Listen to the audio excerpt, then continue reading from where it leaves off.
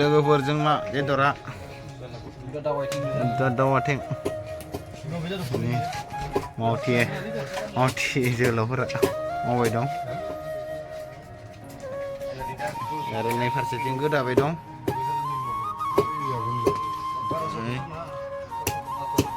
गोदाबाय दं जोंना ओइ जाव सासे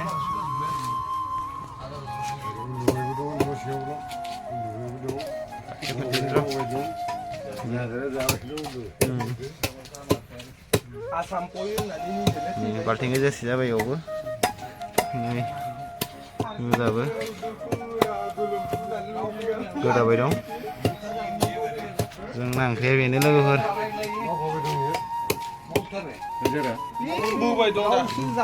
सारायसे दङ